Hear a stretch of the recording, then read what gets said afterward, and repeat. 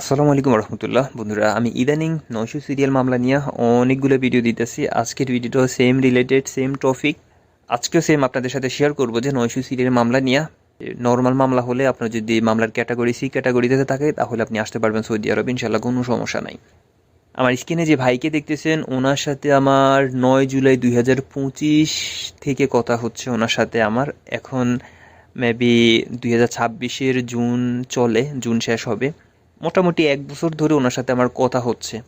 তো ওনার সমস্যাটা কি আমি ওনার মুখ থেকেই শুনেন তাহলে বুঝতে পারবেন। এখানে অনেকগুলা ভয়েস আছে, এই যে এখান থেকে শুরু করি আমরা। ভাইয়া এই যে এই তারিখে আমি লাগছি যাই এখানে 2 দিন ছিলাম বুঝছেন। 2 দিন থাকার পরে ফিরে আবার চলে আসছিলাম। এই যে পরে 28 তারিখে করেন 28 তারিখে হলো গেছিলাম আমি বুঝছেন। তাই আসছিলাম এই যে সবকিছু এই যে এইটাই লেখা আছে ওই যে তারিখ টারিখ আরবিতে এই কাগজটা ছবি টবি আমি তুলে নিয়ে আসছিলাম বুঝছেন। কি লেখা বা কি ভালো কি মন্দ এই তো আর আরবি এখানে তো সাল লেখা নাই। আমি কত সালে আমাদের ফেরত পাঠাইছে ভাই? গেছিল না এতক্ষণ বলছি কি ভাই আপনার তো বয়স গেছিল না এতক্ষণ বলছি কি যে এই 2 মাস হয়েছে আমার ফেরত পাঠাইছি বুঝছেন। 2 মাস এই 2 মাস হয়েছে ফেরত পাঠাইছি। ওই যে তারিখ দেখেন এই 25 সালে 8 মাস এই 8 মাস গেছে। এই 2 মাস হয়েছে আমার বয়স মনে হয়। আর ফেরত আসছিলাম আমি 21 সালে নাকি 22 সালে, সম্ভবত 22 23 22 সালে 21 সালেই আসছি আমি। আচ্ছা ঠিক আছে, দেখেন এখন যদি তারহিল পিন তুলতে চান তাহলে বলিয়েন, আমি আপনাকে বিকাশ নাম্বার দিব, পেমেন্ট করে দিন। আবারও বলে নেই ভাই, তারহিল পিন তুলতে 3 দিন সময়। আচ্ছা, ওনার প্রবলেমটা আমি নিচ থেকে আপনাদের বলি। উনি সৌদি আরব থেকে ডিপোর্ট হয়ে বাংলাদেশে গেছে 2021 বা 22 সালে। তো 3 বছর কমপ্লিট হওয়ার পর 25 সালে উনি ভিসা নিছে, এম্বাসি থেকে ওনাকে ভিসাও দিছে। বাট দুর্ভাগ্য হচ্ছে ওনাকে এয়ারপোর্ট থেকে ফেরত পাঠাই দিছে। এই যেটা হচ্ছে এয়ারপোর্ট থেকে যে পাঠাইছে টিকিটের কপি। তো ওনাকে ফেরত পাঠাইছে। ফেরত পাঠানোর পরে উনি আমার সাথে অনেক দিন ধরে কথা হচ্ছে, উনি নাকি একটা তারহিল পিন তুলবে, যে এক্স্যাক্টলি ওনাকে কত বছরের জন্য ব্যান করছে। তো অনেকদিন কথা হয়েছে। কথা হওয়ার পর হঠাৎ করে আমি ওনাকে একদিন বললাম যে ভাই, সরি, উনি আবার এর মাঝে একটা এয়ারপোর্ট প্রিন্ট তুলছে অন্য কারো মাধ্যমে। এই যে এয়ারপোর্ট প্রিন্টটা উনি অন্য কারো কাছ থেকে তুলে আনছে, যেটা আমি আপনাদের সবাইকে বলি যে আপনার ডিপোর্ট আছে, আপনি এই প্রিন্টটা তুলিয়েন না ভাইয়া। আপনি জানেন আপনার 900 সিরিয়াল মামলা আছে, এই প্রিন্টটা তুললে আপনার লস হবে, পুরাটাই লস হবে। আসসালামু আলাইকুম ভাইয়া। ওই আমার সাথের একজন বুঝছেন, এটা আমার না, আমার সাথের একজন এখানে একই সাথে আইছিলাম, একই সাথে আউট পাস নিয়ে আসছিলাম। তা ওই থেকে উঠাইছে বলে আর আমি উঠাই না। এই যে এটা আসছে তো 900 সিরিয়াল না, এ তো 3000 সিরিয়াল বুঝছেন। এ তো 3000 সিরিয়ালের দেখা দিচ্ছে ভাই। 3000 না, এটা 900 সিরিয়ালের। ও না, সরি, এটা ওনার না, ওনার এক সাদিকের। যাই হোক, ওনারটা তুললেও সেম এরকমই আসতো। এরপর ওনার সাথে অনেক দিন কথা হয়েছে আমার। কথা হওয়ার পর আমি ওনাকে বললাম যে ভাই আপনি একটা এয়ারপোর্ট ছবি সহ এয়ারপোর্ট প্রিন্ট তোলেন। যে অনেক দিন ধরে ওনার সাথে আমার কথা হচ্ছে, মাঝে মধ্যে ভাই আমাকে নক দিত, আমিও রিপ্লাই দিতাম। তো লাস্ট উনি পেমেন্ট করছে। পেমেন্ট করার পর এই যে ওনাকে আমি ছবি সহ এয়ারপোর্ট প্রিন্টটা তুলে দিছি। এই যে এটা হচ্ছে ওনার ছবি সহ এয়ারপোর্ট প্রিন্টে কি আসছে এটা একটু পরে আপনাদের জানাবো। ওয়ালাইকুম ভাই, কেমন আছেন ভাই? ভালো আছেন ভাই? ওই দিকে কোনো নিউজ টিউজ আছে নি? ভালো কোনো নিউজ টিউজ ভাই একটু সুন্দরভাবে বুঝাই টুজাই বলিয়ে নেন কিভাবে কি বিস্তারিত বলছেন। তো আর আমি বুঝবো না নে, তাই ভাই একটু সুন্দরভাবে বুঝাই বলিয়েন। ওয়ালাইকুম সালাম ভাই, আপনার নাম্বার খুঁজতে খুঁজতে আমি পাই না, বুঝছেন। আপনার প্রিন্ট আসতে দিতেছে ইনশাআল্লাহ। ভিসা নেন আপনি ভাই, আসতে পারবেন, বুঝছেন। সৌদির সাথে আমার কথা হয়েছে, ভিসা নেন আপনি, আসতে পারবেন ইনশাআল্লাহ। ওই যে এই যে আপনার ওই যে কি মনে করেন যে কফিল তো কন্ট্যাক্ট করার কোনো প্রয়োজন আছে না নাকি ভাই? কফিল যদি কন্ট্যাক্ট করার প্রয়োজন যদি না হয় ভাই, তাহলে মানে এখানে আমার 2 লাখ টাকা 3 লাখ টাকা সেভ হবে বুঝছেন। আর যদি কফিল কন্ট্যাক্ট করা লাগে তাহলে মানে এখানে যে অনেক সমস্যা হবে, মানে এখানে 3 লাখ বেশি লাগবে। এই জন্য তাহলে কি এখন কফিল কন্ট্যাক্ট ছাড়া কি আমি আসবো নাকি কফিল কন্ট্যাক্ট করে আসবো? বা ওই যে মামলা থাকে সেই মামলা কি রয়ে গেছে কি না এটা একটু জানান ইনশাআল্লাহ। না না ভাই, কফিল কন্ট্যাক্ট করা লাগবে না, বুঝছেন। বর্তমান নিয়ম অনুযায়ী কফিল কন্ট্যাক্ট ছাড়া আসতে পারবেন ইনশাআল্লাহ।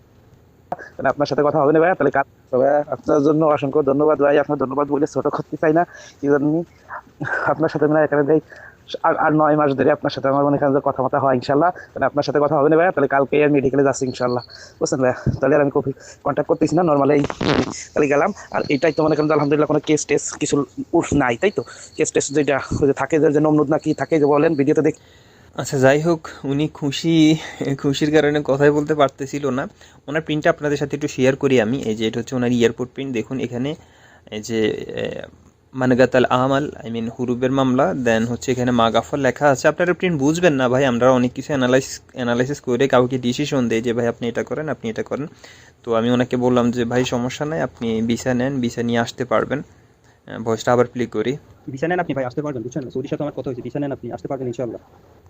না না ভাই, কফিল কন্ট্যাক্ট করা লাগবে না, বুঝছেন? বর্তমান নিয়ম অনুযায়ী কফিল তো কন্ট্যাক্ট এরপর এটা মেবি এই যে 29 মার্চে আমি এটা তুলছি। এরপর উনি ভিসার জন্য কার্যক্রম শুরু করে দিছে।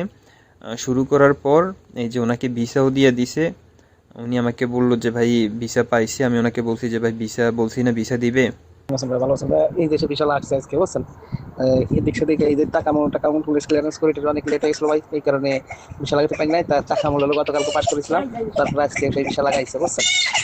আপনি ভরসা দিয়েছিলেন যে আসতে পারবো, কোনো করা লাগবে না, সৌদি কন্টাক্ট করা লাগবে না, সেই ভরসায় ইনশাল্লাহ আমি আসতেছি, বুঝছেন? যদি আল্লাহ নেয় তাহলে তো কথা হবে নেই আপনার সাথে সবসময় ভাই। ভাইয়া আমি একবার কিন্তু মানে কিন্তু 2 বছর 7 মাসের সময় সৌদি আরব করতে ব্যাক আসছি, সৌদি আরব করতে, বুঝছেন? এখন 3 বছর 5-6 মাস হয়ে গেছে, বুঝছেন? সেই সময় বিশাল লাগছিল। তো এখন তো আমার যে গ্রুপের মামলা ছিল, আপনি করলে দিয়ে আমি তো গতবার কোনো কিছু উঠাইছিলাম না, এবার উঠাইছি। তো আপনারা দিয়ে আপনি তো বলছেন ইনশাল্লাহ আপনি আসতে পারবেন, কোনো সমস্যা নাই। তাই কিন্তু ভিসা লাগবে একটু জানতাম, কি জানি গতবার এত ভিসা লাগছিল, সবকিছু হয়েছিল ওই দেশে এয়ারপোর্টে, সৌদি আরব এয়ারপোর্টে ব্যাকে পাঠাই দিয়েছিল, বুঝছেন ভাইয়া? তাই তো যদি আল্লাহ দিলে রবিবারে আমার ম্যান পাওয়ার বাড়াবে, আজকে কালকে ম্যান পাওয়ার ঢুকবে, রবিবারে ম্যান পাওয়ার বাড়াবে, মানে এখানে বুধবার ইনশাল্লাহ আমি ফ্লাইট করবো যদি আল্লাহ বই মুখ না হয়। তাই তো এখন একটু ভরসা টরসা দিয়ে কিভাবে কি করবো সৌদি আরবে, এয়ারপোর্টে কিছু বার্তা নলি, এয়ারপোর্টে যদি কিছু বার্তা নেয় এটাই কি বলবো, কারণ দিয়ে এখন তো সব ভিডিও আপনার দেখি সবাই পরামর্শ দিন যে এইভাবে এই বলবা, এইভাবে এই না, আমি কি বলতাম তাই। তো এরপর ওনার ফ্লাইটও হয়েছে। ফ্লাইট হওয়ার পর উনি আমাকে যে নক দিছে যে ভাই সরি, এর মাঝখান দিয়ে আবার আরেকজনের প্রিন্টও তুলে দিছিলাম আমি। ওয়েট, উনি যে সৌদি আরব আসছে এটা ডকুমেন্টস দিতেছি আপনাদের। এই যে ওনার বিএমএটি আই মিন মেইন পাওয়ারও হয়ে গেছে। হওয়ার পর তো এই যে এটা হচ্ছে ওনার টিকিট, উনি আসছে। আসার পর উনি আমাকে এই যে নক করছে যে ভাই সরি, বুঝছেন ভাই আমারটাই যে আমার তো আল্লাহ দিলি রবিবারে ফ্লাইট করতেছি, বুঝছেন? ইনশাল্লাহ নে টিকিট আজকে কাটবো দুপুরবেলা, সৌদি আরব টাইম দুপুরে, মানে 12টা 12:30 টিকিটটা কাটবে আমার ছোট ভাই, বুঝছেন? ভাইয়া সমস্যা নাই, বুঝছেন? আপনি কফিলকে আসতে বলেন, ইকামা হয়ে যাবে ইনশাল্লাহ 100%। যদি কফিল ইকামা নাও তুলতে পারে 3 মাস পরে আমি আপনার ইকামা নাম্বার তুলে দিব, টেনশন নাই, ঠিক আছে? যদি কফিল কোনো কারণে নাও তুলতে পারে আমি আপনার তুলে দিব ইকামা নাম্বার ইনশাল্লাহ, টেনশন করি আপনি ইকামা নিয়ে। আপনি শুধু কফিলকে বলেন যে আমার যেদিন ফ্লাইট তুই ওই দিন এয়ারপোর্ট আয়, ঠিক আছে? আসার পরে আমার এন্ট্রি হয়ে যাওয়ার পর ইকামা নাম্বার সমস্যা ওটা আমি বুঝবো না, ঠিক আছে? ছেড়ে দেবেন। ও বলছে দেখ আমি এয়ারপোর্টে আসবানি রবিবারে, এই জন্য অফিসে রবিবারে 10টার পর ফ্লাইট করাবি। এই যে আসার পর বোর্ডিং পাসের ছবিটাও আমাকে দিছে। এরপর এসে আমাকে নক করছে যে ভাই আমি চলে আসছি, ভয়েসটা প্লে করি। আসসালামাইকুম বড় ভাই, আমি একটা জিনিস বুঝতেছেন, আমার একটা ভয়েস দেন, একটু মেসেজটা একটু দিয়ে দেন আমার লেহে। মেসেজটা কি এসটিসি মানে এখন কার্ড পাঠাইছে, টাকা পারবো? নাম্বারগুলো আছে কিন্তু সে বলছে ভাই মানে একটা ফ্রেন্ডে কার্ড পাঠাইছে, তার ফ্রেন্ডে সিমে টাকা পারবো কিভাবে? সে ভাই বার হইছে।